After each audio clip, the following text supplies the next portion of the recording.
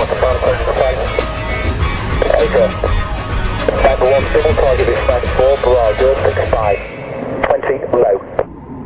Everyone.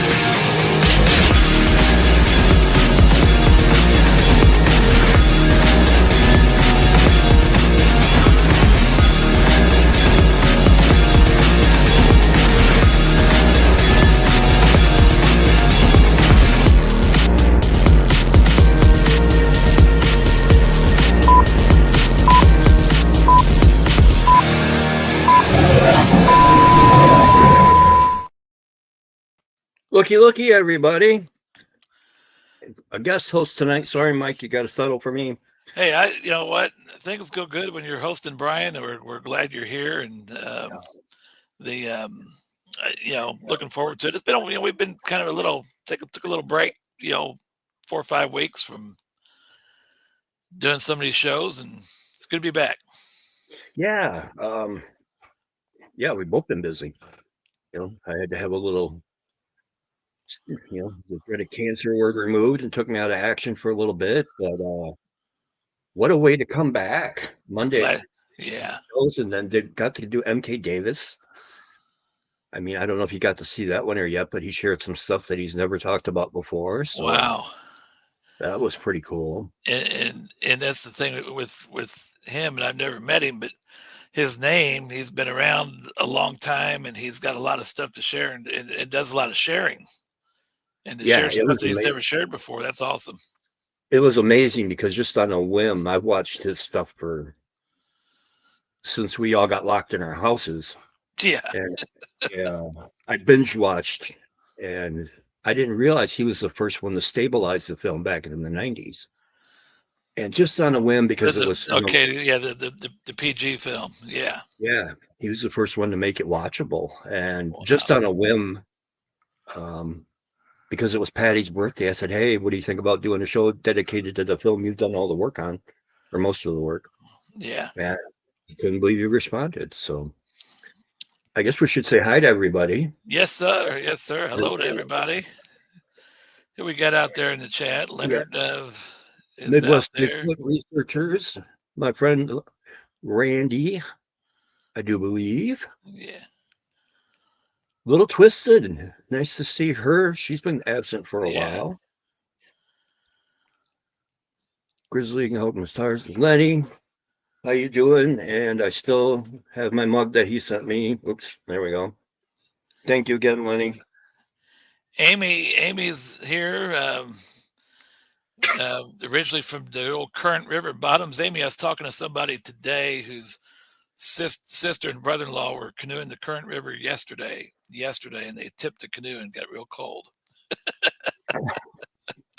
So, understand Bigfoot. There's Amy. Oops, I know we got more down here. Simply John's spooky. Here. So, Mike. Brian, who's the Midwest Bigfoot researchers? Who is that? I do believe it's Randy Katara. Okay.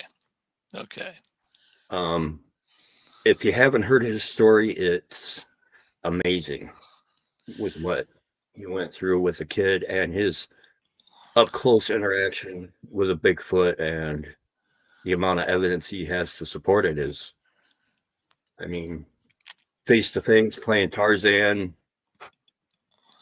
Pretty. We need to talk to him sometime. What part of the Midwest?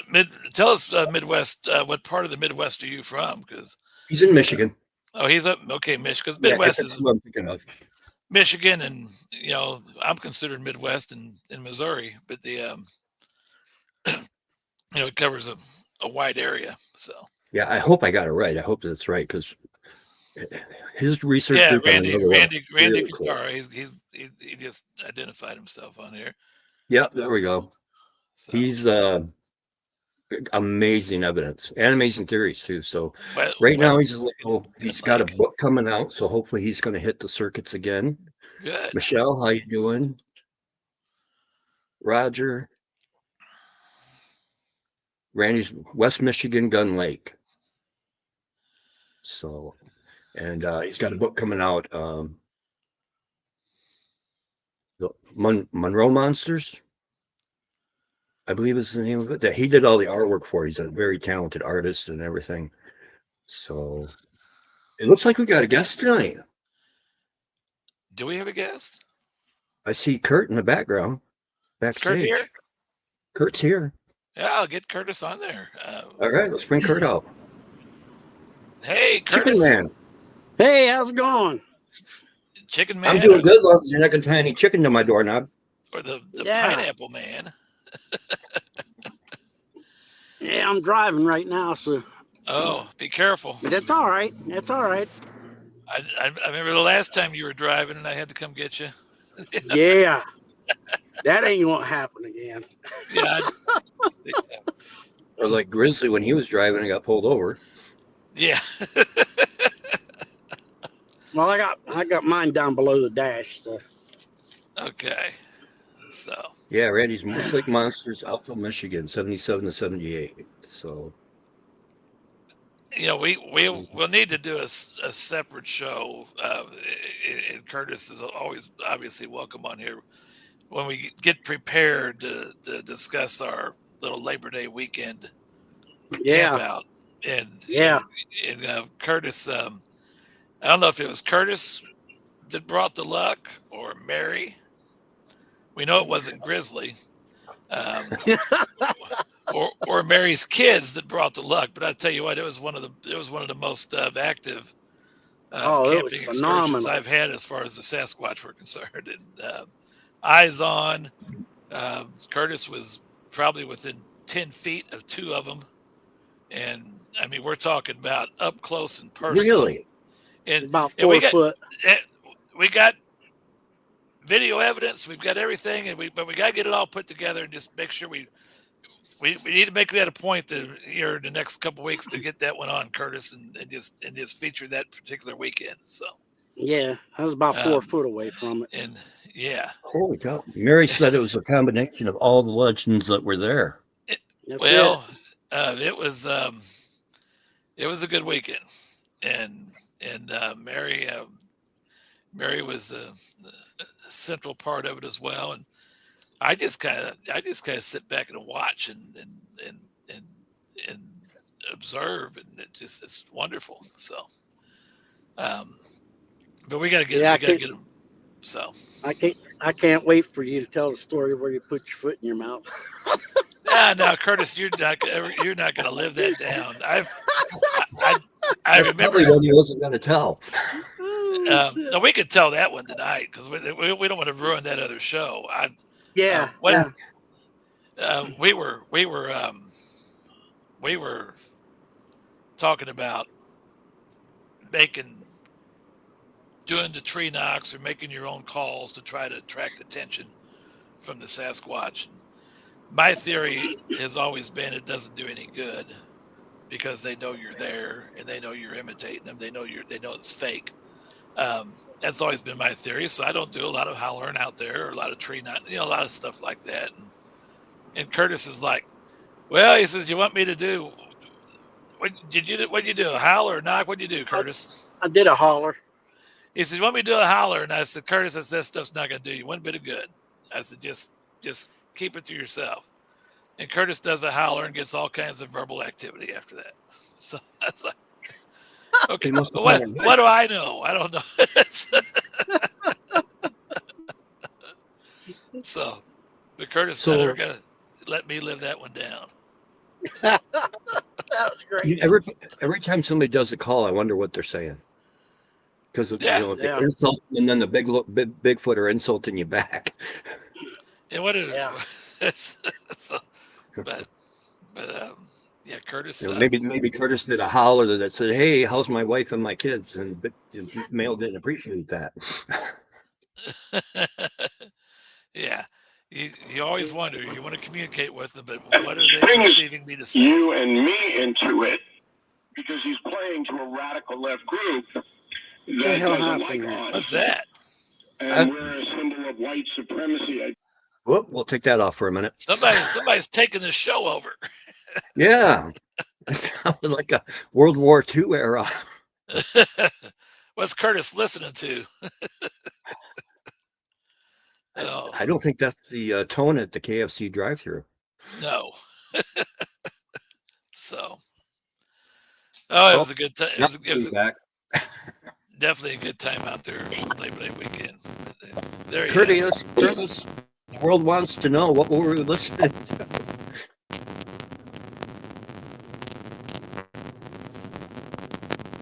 Now we're getting a lot of feedback. Yeah.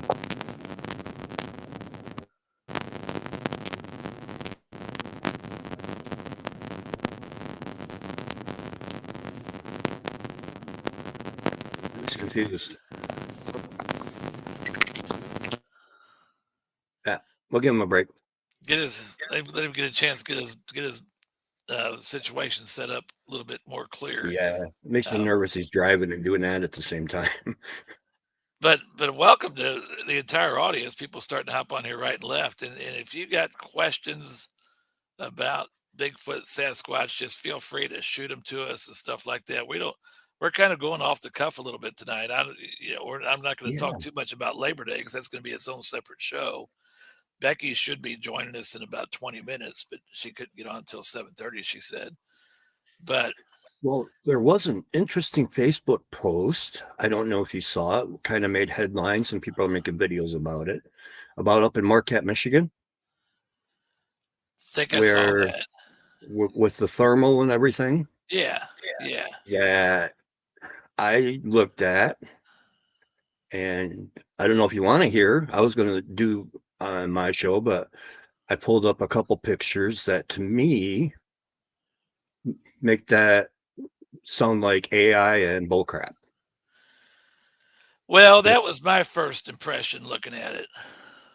I mean, the AI, but the footprints were the first thing that, because they were so close together. Were those footprints that look more like bear than Sasquatch? They looked too good, like too human, but they were like this. Yeah. Like that far apart. And they just looked too perfect. Every one of them looked too perfect. And you and I have tracked enough to know that they all aren't. If you come across one that's perfect, you've done something. Yeah, exactly. And the thermal was so crisp. And I'll pull up a footprint that I found. So this was in the leaves. Okay. Yeah. And you got a tape on it, and you can see the toes up at the top, and then where the heel comes down. And that was 23 inches. 23. Okay. Yeah. Now the kicker is, because you always get why did you take one footprint? I know I say that. That was the best of the bunch. I did take a picture of what? Let's find this button here. Actually looks like a better version of what two footprints look like side by side if it's a big one. So you can see the 23-incher on the left. Right. And when you look toward the right corner on the bottom, it's a little more messed up, but when we were close to it, it looked like the same print. Was it also a 23-incher when you kind of and see one's a real good print and one's just kind of an impression in the ground, but when you outline the impression, you still got the same shape and the same size as the other one. Yeah, and the cool thing was, unlike the one that was showing on the Facebook, see how far apart they are. Yeah. You're not. I don't think something 12 foot tall is going to be standing with his feet together unless he's doing like a potty dance or something. So Yeah, that kind of, unless they're standing in one place for a period of time. That's the thing, and people ask, well, we might show the best print that we've got. yeah, It doesn't mean that's the only one we've seen. It's just, a camera is not going to do much justice with some of the others. But you see them, you measure them, you document them, distances and things like that. You might have one real good one to cast, or you might have one real good one to put a picture out there on. But the rest of them are all going to be, when you start getting into something like that, more inconclusive. But you can see the impressions when you're in the field and show them to people, and that's. So to have all of them perfect, yeah, unless there's snow tracks, that's just not going to happen. yeah. So, And that's why now, even if they look like crap, if I can see the impressions, I'll still take a picture of the trackway. yeah, Just say, okay, this is the best one. yeah. Now, 23 inches for those of you, you're talking one that's pushing 12 foot tall at that Yeah. length of foot, and and um, and when you fathom that, that's 2 feet above the basketball goal, 2 feet above a basketball rim. Yeah.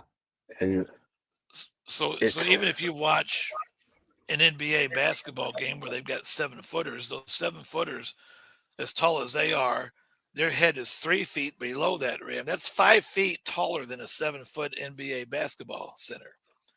And yeah. people say, well, it's if it's Shaq out there roaming the woods. Well, that's 5 feet taller than Shaq. Yeah. When you think about that, And several hundred pounds heavier. several hundred pounds heavier. So that's some size, and that's a huge foot and a huge character that's out there roaming those woods. The Roger says 12 to 1,500 pounds. He's correct. Yeah, Maybe that would be my possibly, guess. somewhere in that ballpark. So because I saved one just because it's Patty's birthday. I wanted to, was Patty's birthday. If you look at her, estimates are about 7 foot, if I remember right. Right, 7.5. I remember. And Was she then she had about a 14 to 15 inch print? Was that about right? something like that. I don't know why I'm thinking 17, but maybe it was 15. I'm thinking 15. I think 17 would be a little bit big for 15. that height, but the probably 15. And then the kicker was, though, and what people keep forgetting too is the estimated weight to make the depth of the track she did was over 700 pounds. Yeah. So to get somebody 7 feet tall, even if, let's say Shaq's pushing 400 pounds. Yeah. As tall as Shaq and 350 pounds heavier. I mean, that's some thickness in your body, and that's solid, because they're not walking around flabby. That's solid thickness in that body. But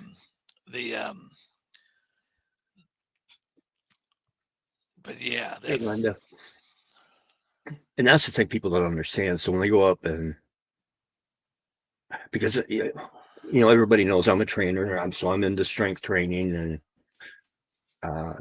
people lifting heavy stuff I get a kick out of. So when I go out there and find a cherry tree that's been pulled up by the roots, root ball and all, carried off and stuck upside down, it's like something took some power to do that. Oh yeah. When you see how some of these tree structures have been moved, and some of these trees planted upside down with that root coming, how some of that stuff is done. Boy, it takes some extraordinary strength to do that. And when I'm out with people, when we see these things and people say, well, that could be, people doing that, it would require heavy equipment, and you don't see any sign of heavy equipment being in this area within, a great distance. It's like, how are individuals with their bare hands going to do that? They're not. So No, Um, no, that's like Lyndon Thompson's in the chat, and she can verify. We've been out into this place, and you'll be walking through the woods, and for some reason, I don't know what it is, most of the cherry trees out there are snapped at about 8 feet. Huh. So you'll find a cluster, 4 or 5 trees, and they're in the middle of many others. It's not just cherry out there. There's all kinds of different hardwoods and stuff. But for some reason, only the cherry are snapped off at about 8 feet. So it's like, if the there's strength to do that, and who would want to get up there and try to yeah, saw something that there's 8 there's a cherry method trees to at 8 there's a foot. method to the madness. Yeah, So and and you're talking 6 or 8 inches in diameter. They're not small. It's nothing I could even well, kill a or mark. you take a tree that's about 3 inches in diameter and about maybe 20 feet to 30 feet tall, and you go by it on a school bus like I do every day, every week, and then all of a sudden you come back on a Monday and that tree is arched. Oh yeah, It's arched. That same tree is arched and nothing's broken on it, nothing's snapped. They've taken that and bent it and arched it over and made an arch out of it. It's like that wasn't like that Friday. yeah. Or you go out and you find them where they're twisted like candy canes. It's like, how Yeah, do they do that without yeah. snapping? It's like how are they doing that without breaking it? I mean, And there's something going. Maybe a little bit more than just the brute strength. There's some other well, yeah, elements there. we know they got some dexterity. I got some examples of it right here. Not a Yeah, bite mark on it, not a scratch, yeah. but the lid got screwed back on. Yeah. Oh, looks like Curtis has settled down. All right. There's Curtis. You make me nervous. You're still driving. I was having technical difficulties. So Daggone. I don't know if you guys know Douglas Lockhart from Pennsylvania, Western Pennsylvania. He's Bigfoot paid. He's got his Bigfoot group up there in Pennsylvania, and I had him on a podcast one time, and he did it driving a truck. And I said, I don't know if I want to do it. Oh, no, I do it all. He goes, this is what I do. Do it all the time. Get it all set up. He drives the truck. He sits there and talks. And so. Oh, we got a long one here. What's this long one say? Glusty Waters. My experience living in Oregon in the mountain range between Portland and Seattle, which is the Lewis and Clark end of their successful journey across their country. My 70+ years of observing the skies, it always seems there's a UFO sighting about the time that somebody says, I hear Sasquatch screaming.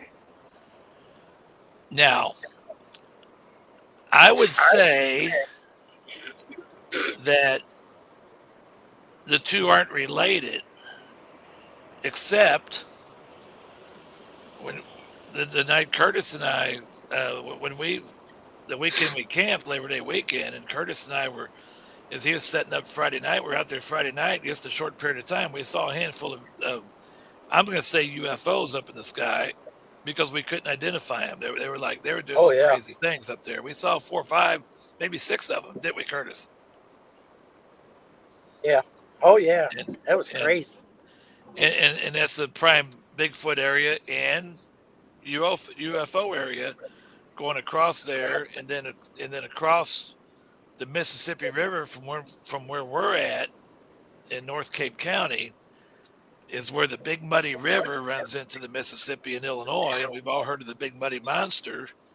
And then Grand Tower, Illinois, is that little community right across there.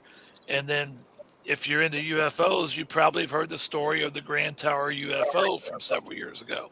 So, and so is it totally unrelated? Is there something there?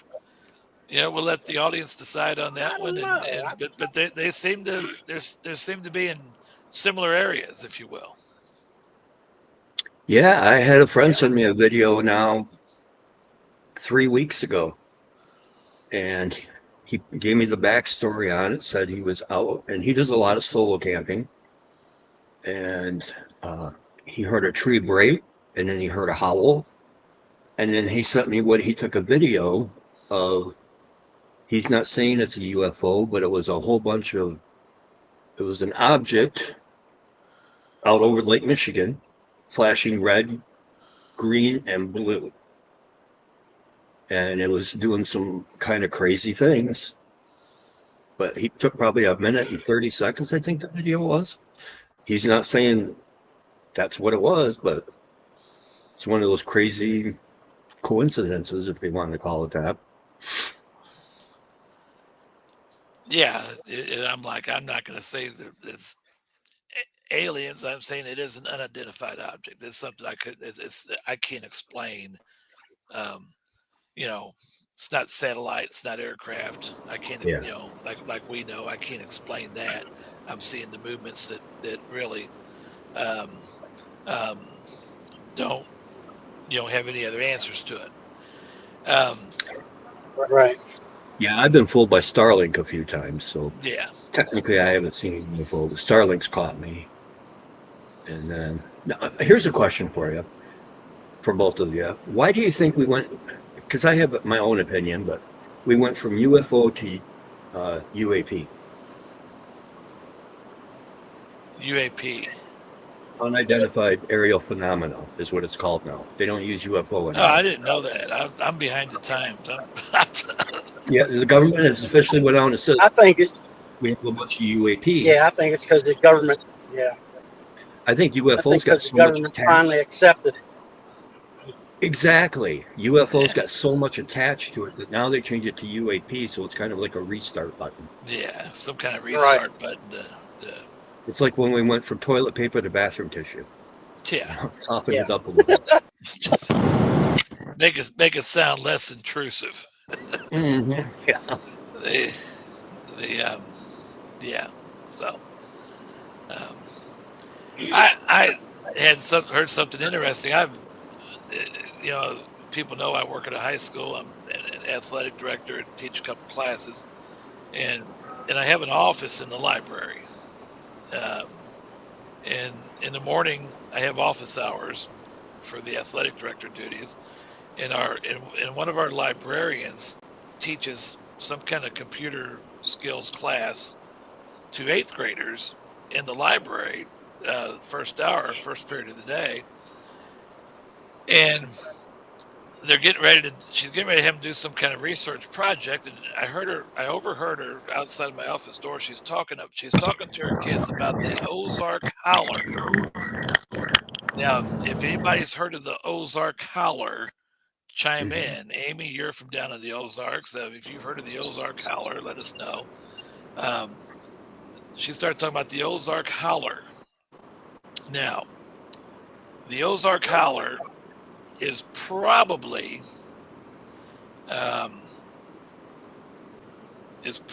a dog man. That would be the descriptions of the Ozark Howler and the legend for over a century. Probably is that of a dog man.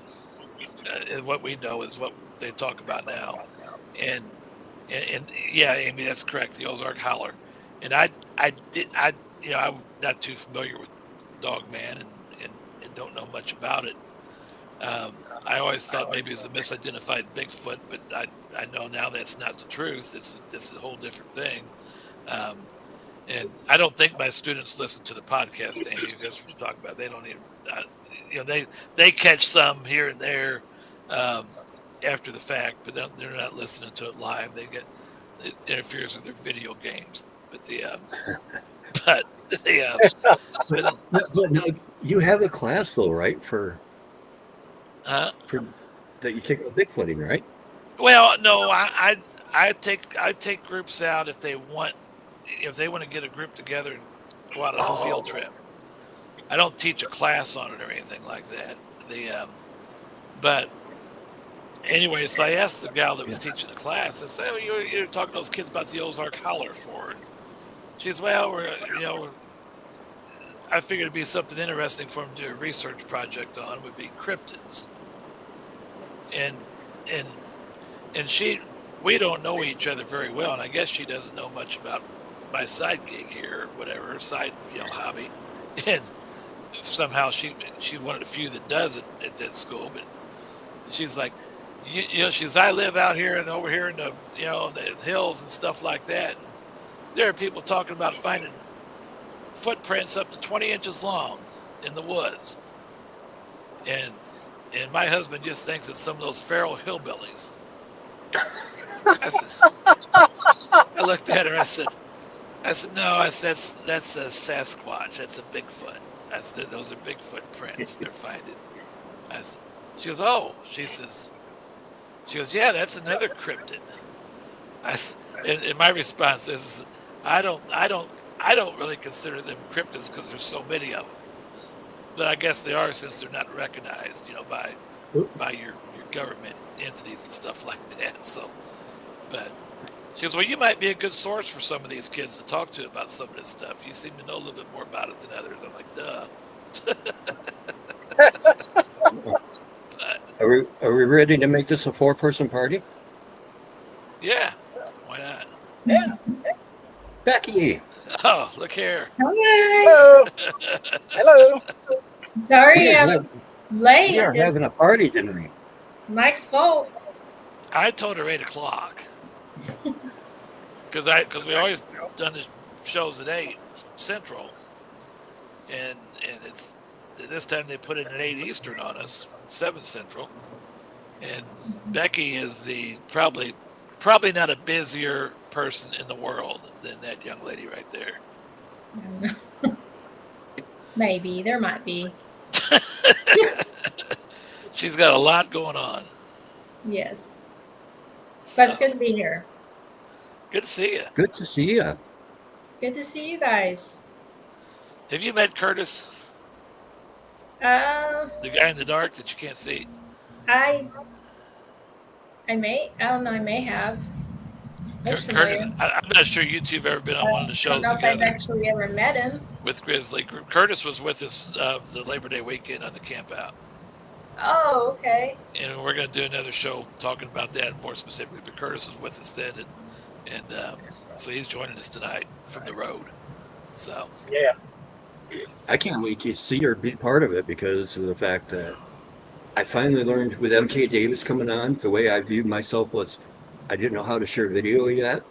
And if I have the man who did the work on the Patterson Gimlin film and I can't show that film, I'm going to be a complete tart muffin. So I learned how to share you went videos to real quick. school. You went to school and taught yourself, didn't you? I went to school all weekend. I practiced backstage and everything. So But Amy's asking for pics, and so Amy, that's going to be in it. We don't have that stuff ready yet. It's going to come when we get Curtis and Mary back together and stuff like that. That evidence is coming.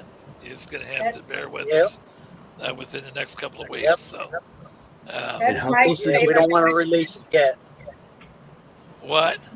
Mike, that's your favorite question. What's that? Do you have any picks? Oh, they Yeah. the unbelievers. We just don't want to Becky- release it yet. The unbelievers in Becky's and my family always. Did you get a picture? Did you get a picture? Did you get a picture? well, that's like, even though my mom believes in Bigfoot, she finally went out with me one time and not a lot happened, but we did find a couple good partial prints. I mean, one hole, if you measured from the pinky toe that you could see down to the heel, that was 15 inches. And so I'm excited about it. You know, I'm like, cool, Yeah. I'm gonna take pictures. And my mom's kind of like, oh, yeah. I'm like, Mom, do you know how many people look for this stuff and never find even this? And she's like, well, yeah, that's cool, but now I want to hear one. Now I want to hear one. Now I want to see one. Hey, I've Yeah, got a it's cool, like, Curtis. yeah, I've got a cool story concerning the same campground that Curtis and I were at Labor Day weekend, and Becky's been up there with me. let's hear it.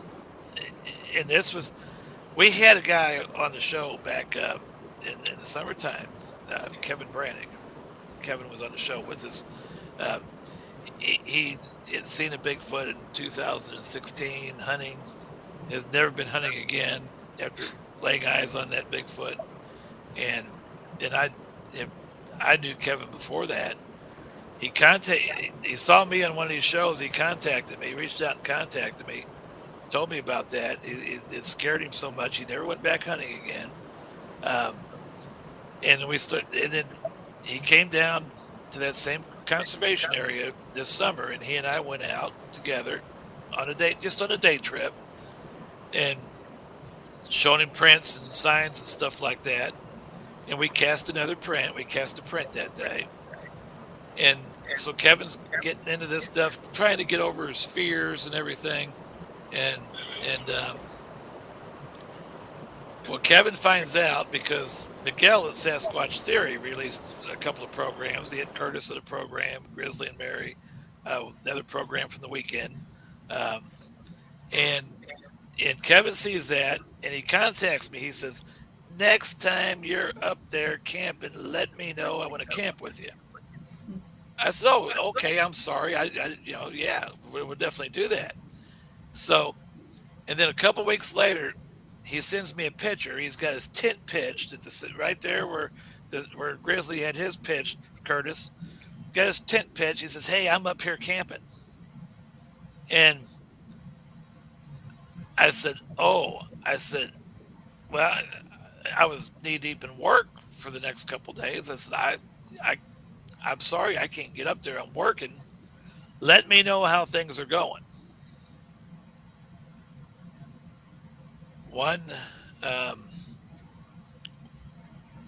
3, 4, 5 days go by and I don't hear anything from him. So I get a hold of him. I say, hey, how's everything go at the campground? Curtis he texts me. He says, I left by midnight. He goes, I left before midnight, and then came back the next day and gathered my tent up and everything. I said, why did you do that? His next reply was, he goes, let's just say I feared for my life. Oh,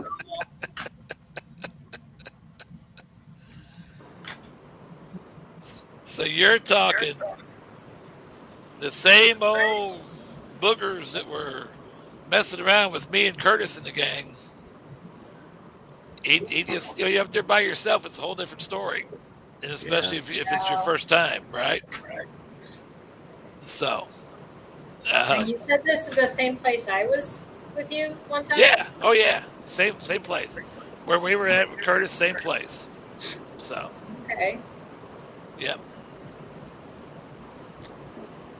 is there a long history of it besides just what you guys had back there? Well, I just started going up there. My son and I, we found the prints in December 2019. That's when I first found the evidence. But there is a long history of them going back. I've heard stories. Steve Dabowski, when we, and Curtis, Steve was with us that weekend. Steve has stories through his grandfather from, decades back from that area. Back when it was private ground, before it was even a conservation area.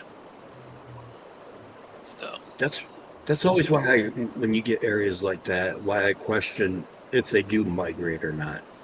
Because I think if the food source is good and they got cover in water, why leave a good home? Yeah, these don't. The ones here, because we go up and we have interactions all year round with them. And it seems like there's so many of them there. There's a lot of them up there. I mean, and I say a lot of them. I know there's a lot of them by the evidence of the footprints, the amount of footprints and the different sizes of the footprints we see. I've seen every size increment, Brian, from 8 inches to 24 inches. I mean, every inch increment in between, I've seen it at one time or the other, up to 24. And most of them are going to be 15 to 18 inches. Those are your juvenile males, your kind of young adult, older juvenile males that are the ones that are out prowling around on the prowl, doing all that stuff all the time. But then you got the kids, you got the Big Daddy at 24 inches, and so. the females are very active. They're the 15 to 18, the 15 to 16, 17 inches. The adult females and their prints, and yeah, they're so. Yeah, they're definitely impressive when I was out there with you. And the strides, you showed me the strides too. Yeah. And when you pointed that out to me, that was pretty wild. Now, Mike Nation makes a good point where he is at. He says that they seem to kind of go AWOL during the hunting season. They know to share the forest with the hunters and to kind of avoid the hunters. For the most part. Now, there are all kinds of stories about hunters running across them. That's going to happen. But up in this conservation area, I literally have heard the Sasquatch during the firearm deer season count the hunters as they come out of the woods at dusk. Wow. When the hunter would cross that gate into the parking lot, that Sasquatch on point watching that, day watcher, whatever you want to call it, would howl, let out a yell, let out a call, some kind of call, like a yahoo, yahoo. And then the next hunter would come out, he'd yahoo. Next hunter would come out, he'd yahoo. And the hunters are oblivious to it. They're oblivious to it. They don't even pay attention to it. And we sit up there and watch, we've observed that. And then when the last hunter comes out of the woods and they get that last howl, they've got them counted. Say there were 15 cars in the parking lot, boom, boom, boom, boom. And then the rest of the clan knows, hey, we can roam the woods now. They're done. They're out. See, and that's what I've run into where I go, because that's why I'm so bummed right now. I don't know if I'm going to be able to get in the woods or not. But right around that first week of November, when I go, it's dead zone until right around the first week in December. Yeah, well, yeah, you're going to take a month off probably, but they that's when our rifle season in Michigan is the 15th to the 30th. And you also don't want to disrupt the hunters either. I mean, you want them to have a fair hunt. You don't want to get in there and do things that are disrupting their hunt. So, a lot of people feed their families here with deer meat. So you just let them have now like here, like it's archery season in Missouri. They're going to be, but the archery hunters out there are sporadic. They're not going to be out there in the big numbers that the rifle hunters are going to be out there in. So. Oh, that explains a little bit. Mike's only 40 minutes from Salt Fork. Yeah, well, there you go. Yeah. Curtis will tell you Salt Fork's the second most popular Sasquatch area in the country. Where's the first? Wow. The first was where we were at. Curtis says this is more active than Salt Fork. And I've always wanted to go to Salt Fork. But John had 3 around him last hunting season in Pennsylvania. Oh, that's so cool. Now, John, did they I had help a friend him? of mine. Right. I would have asked John if they helped him drag the deer out after he shot it. That'd be nice. Hey, I'll share the deer with you if you carry him out for me. That was 2 years ago. I had a guy who, how can I say it, thought Bigfoot was a bunch of bollocks, as the British say. So when I would, he'd hear about me, he make fun of me, blah, blah, blah. And then 2 years ago, he came in and he says, well, I'm never going hunting in Kalkaska again. I said, well, that's out of the blue. What caused that? He says, well, I'm sitting in my deer blind and I hear somebody walking, and here comes this great big Look up North Pleasant Cedar Street. That was fast. Dressed all in brown and walking like he doesn't have a care in the world. I said, hey, you dumb mother blank. I said, you want a shot? He said he turned, and it was a 7-foot monkey that looked at me, that huffed, and then turned around and kept walking. He said, I never come back. And he hasn't made fun of me since. So.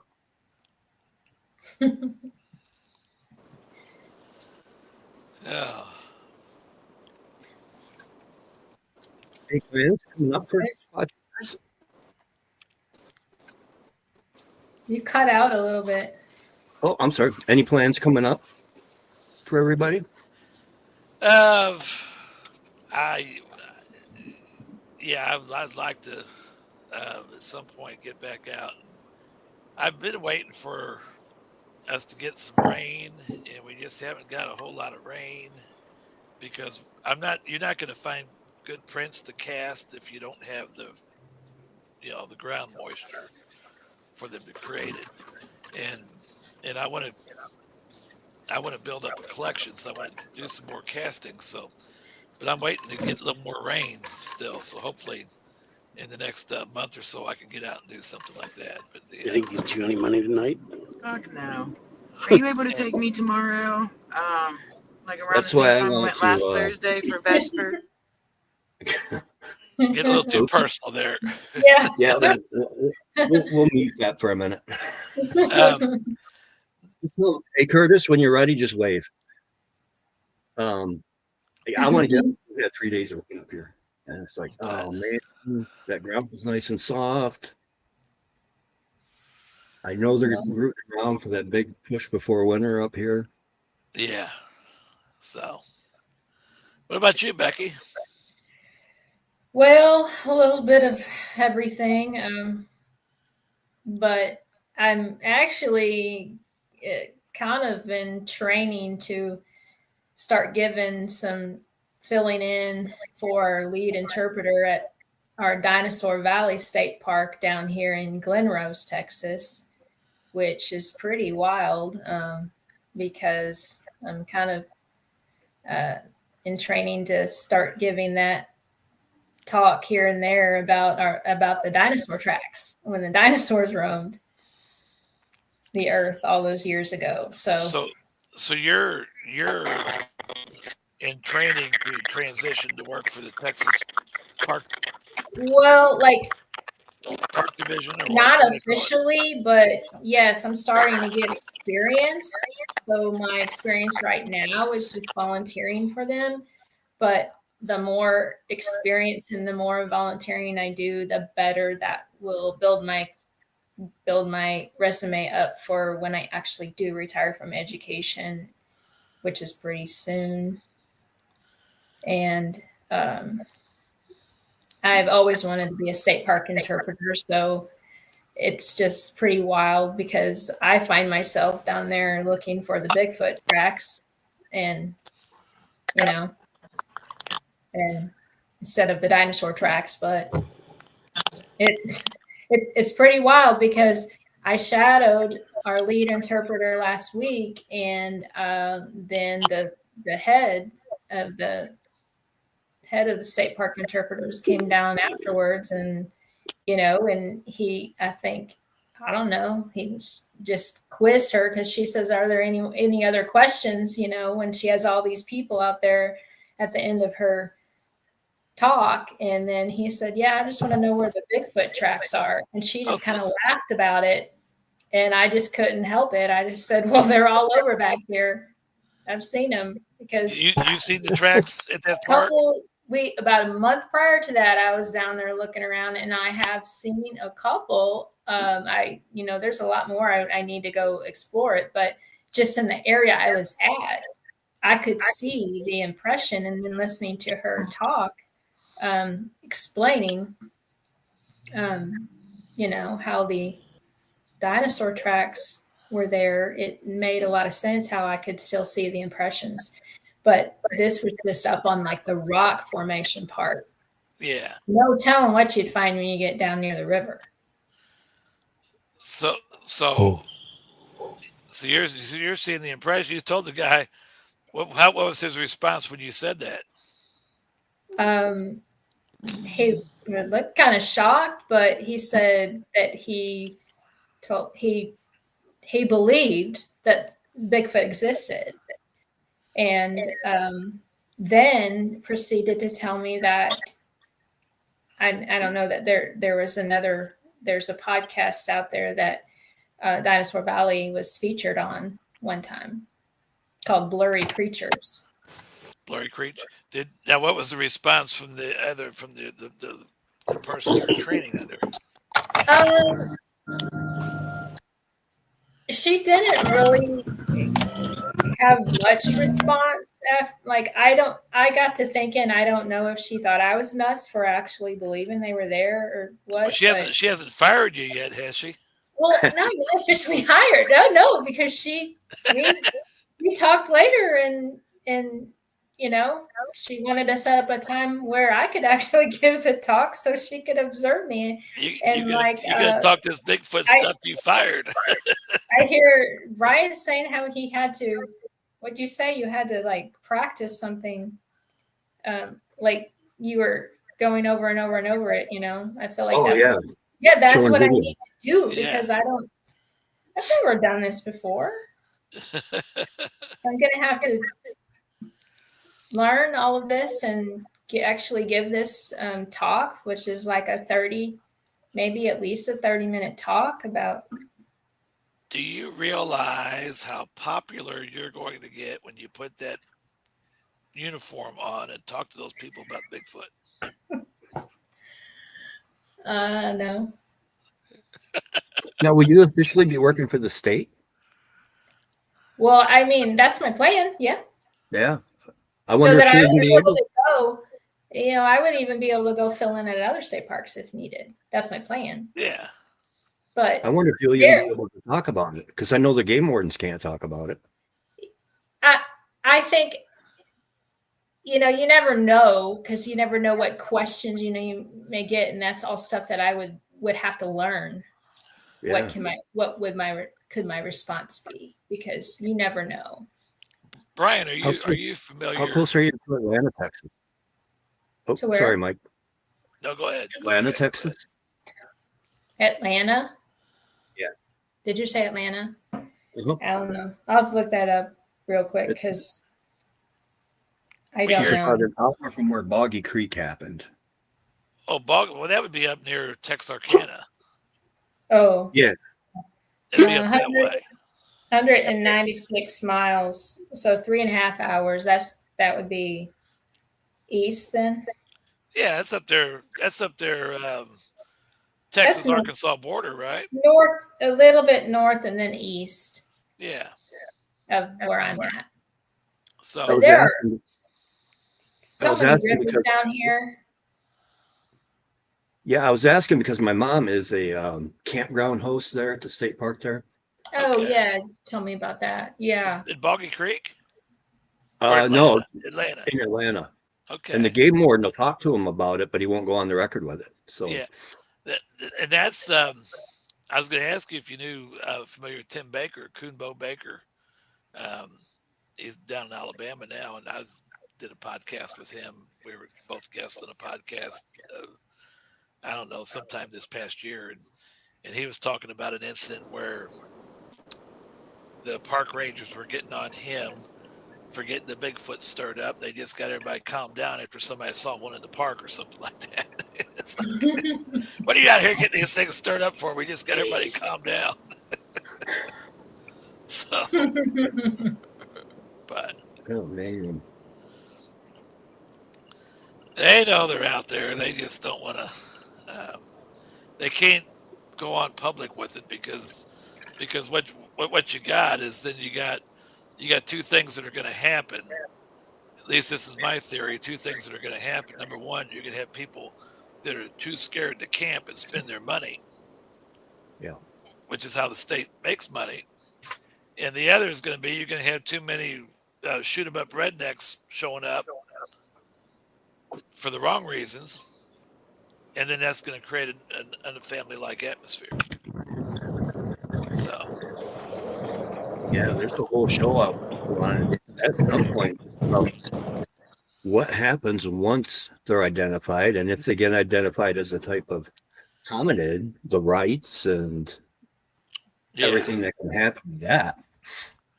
And then you're going to have in every single conservation area and state park, you're going to have mountain monsters on steroids. Yep. And they're not gonna be drinking Mountain Dew like I am. That's the problem. They'll be drinking the real Mountain Dew. Yeah. That's why when you were talking about 20-inch tracks up in the hills, she thought they were just some rednecks. I thought that'd be the world's tallest moonshiners you ever heard Yeah, of. and I said, you realize how tall that person would have to be? You know how tall those people would have to be. She goes, yeah, I realize. You know, blah, blah. I said, no, they're and the thing is, she lives over in Madison County, and the Madison County is where I laid eyes on one. I said, they're over there. You know, it's not that. So, but It's amazing. You start digging around into the local lore where you can find out. Like I found out in the trailer park that I live in, there was originally half, and then within the last couple of years, they added a whole back half, which is where I'm at. yeah, Well, it was in '87 when it was just the front half. They actually had a Bigfoot run through here. It's in the Traverse City police reports, and it was like, ma'am, what? I better start leaving peanut butter out in my backyard. Maybe I'll get lucky. I can do it. Wow. But and then like in Texas, they talk about it. It's not if they exist. It is. They talk to them like the raccoons or something. yeah, and that's where, like where we come from. Like me, anybody wants to talk to me about them, they're going to talk to them. Not that if they're out, that they're there, they're in abundance, and that's non-negotiable on my talks. I'm not going to negotiate that with you, and it's just the way it is. So. Linda says they might eat my little bear. He's not even the size of a peanut butter jar. So. Oh my goodness. He might slip between the cracks in their teeth. Oh boy. Joey says, I don't think we did too bad tonight. No, we covered a lot of, and we got a good teaser out. Teaser out on the show. We're gonna have it coming up within the next couple weeks. I gotta get a hold of Mary, Curtis, and Steve Nabowski at least, and see if those three guys can get on the same page and join the panel, and possibly Miguel if he's not busy. But it seems like Miguel's spent 7 days a week in the field getting documentaries put together. But anyway, we'll see if we can do that. Amy says, yes, you did get a good teaser going on. Looking forward to hearing about it. Me too. I'm already. Yeah. And I'll tell you what, Mary's 7-year-old son, on the one video, he steals the show, doesn't he, Curtis? Curtis says, no, I stole the show. He's mute. He's muted. I love fun. I unmuted him. Oh, wait, no, I didn't. There we go. So, sorry, Curtis. That's all right. Oh. Just in time for everything else going on. But. Yeah, I liked when he said, oh, I shouldn't have signed up for this. Really? Yeah. He's like, yeah. They're out there. I'll give them their little teaser before we go. Okay, they're Curtis and Mary's 7-year-old son Edison. It's pitch dark. It's night. And they're up there. Well, they're wanting to walk up in amongst these Sasquatches. Okay, they're up there and it's pitch dark, and they can't see. And Edison sees them. He sees them. I see something over there, and they blow him off. It's God, kid, you're seeing things. No. I and he's like, we need to get out of here. We need to go back to camp. And then finally, they start shining some lights over there, and flashing some things and stuff like that. And they didn't see it in real time. When they come back and looked at the video, there's a reason, like Edison saying, we need to go back to camp. So that's all going to be for you to see here next since we get that he was together. being warned from God. Yeah. Yeah, it That was was the balls. So Man. we'll tease that. So, yeah. There's old Virgil from Manchester, England. Good to see you, Virgil. Virgil, we came on an hour earlier tonight, and it kind of took us all by surprise today that they had it set up for that. So, and I know over in England, he's like, you know, I don't know, 7-8 hours away from us or so. Yeah. So just be in the wings in case it starts a little earlier next week. So Yeah, I tried to throw it out on Facebook and get it out there. yeah. So Well, the good thing is he can, if you, he's on Facebook, so he can just yeah, rewatch it. Watch he it. can rewatch the show. But Virgil's normally tries to get some witty comments in for us throughout the program. Keeps us I know, entertained but and as soon as I stuff, see his name pops up, it's like, oh, I Yeah. better read this before I throw it up. we better censor the comment before we Yeah. post it. Virgil, I absolutely love your comments to death, but there's just some I can't put up here. That is true. So we are a family show. So, but all right, I guess with that, we got the teaser out there. We know Virgil knows we love him, but we just can't put Robin Williams in the chat all the time. So, from coast to coast, does anybody got anything else to say? How about everyone get a plug? We'll see you next week. Yeah. All right, that Yep. sounds good. Good to Good be night, with you guys everybody. again. All right. All righty. We'll see y'all